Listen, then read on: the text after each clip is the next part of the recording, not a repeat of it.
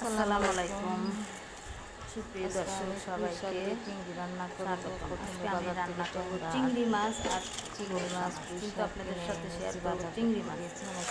প্রথমে চিংড়ি মাছ ভালো করে কেটে বাজার থেকে কিনে এনেছি, ১,০০০ টাকা কেজি দিয়ে রান্না শুরু করে দিলাম। কেটে পরিষ্কার করে নিয়ে নিলাম। প্রথমে প্যানে তেল দিয়েছি, তেল দিয়েছি, বেশি করে তেল দিয়েছি, পেঁয়াজ দিয়েছি, কাঁচামরিচ লবণ দিয়ে ভালোভাবে একটু গোল্ডেন কালার পর্যন্ত কিছু কিছু সাদা অংশ থাকবে, কিছু কিছু গোল্ডেন কালার হবে এ পর্যন্ত আমি ভেজে নেব। তারপরে হলুদ গুঁড়ো মরিচ গুঁড়ো দিয়ে একটু ভালোভাবে একটু নির্বাচন কালারটা সুন্দর আসে সেই কারণে। তারপরে আদা রসুন জিরা বাটা দিয়ে দিচ্ছি, আর সেই দেশি চিংড়ি ছোটো ছোটো দেশি দিয়ে এখন ভালোভাবে কষি। মজা হবে এসব দিয়ে আলু দিয়ে আলু দিয়ে মাছ রান্না করলে আমার আর কোনো কিছুরই ভালোভাবে কষিয়ে নেব। একটু আদা রসুন বাটা দিয়ে দিলাম, জিরার বাটা, তারপরে আদা রসুন দিয়ে ভালোভাবে আবার নেড়ে চেড়ে নেব। দিয়ে ভালোভাবে কষিয়ে নিয়ে একটু কম ভালোভাবে নেড়ে চেড়ে কষিয়ে নিয়ে নিলাম। লবণ দিলে পেঁয়াজটা একটু লবণ দিয়েছিলাম, পরে দেখানো যায়। এখন দেখেন চিংড়িগুলো কি সুন্দর হয়ে আসছে, সাদা দপদপ করতেছে না চিংড়ি, তো সেজন্য গোল্ডেন কালার হয়।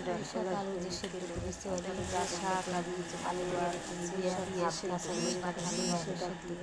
চিংড়িগুলা কষিয়ে নেব, ফিনিশিং করে দেবো। সেই পানি দিয়ে কষিয়ে ভালোভাবে কষিয়ে নেব।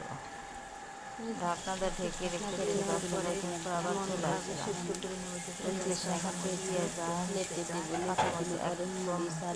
একদম লেপে যাবে, শাক লাগে তাই হয়ে যায়।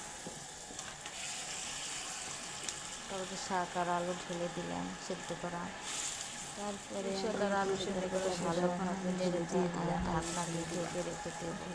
আমার এই রেসিপিটা যদি আপনাদের ভালো লাগে আমার চ্যানেলটি সাবস্ক্রাইব করুন, কমেন্ট করবেন, শেয়ার করবেন। এইভাবে যারা এখন আমার চ্যানেলটি সাবস্ক্রাইব করেন না তারা দ্রুত সাবস্ক্রাইব করে দেবেন। যে মজা, দারুণ মজা, সেই সুস্বাদু, ভালোভাবে নেড়ে চেড়ে সবাই আঙুল চেটে পুটে খাবে। পুঁইশাক আর চিংড়ি রেসিপিটা সুন্দর করে আমার রেসিপিটা বাচ্চাদের ভালো লাগবে, তারা সাবস্ক্রাইব করবেন। এখনও যারা সাবস্ক্রাইব করেন না দ্রুত সাবস্ক্রাইব করবেন।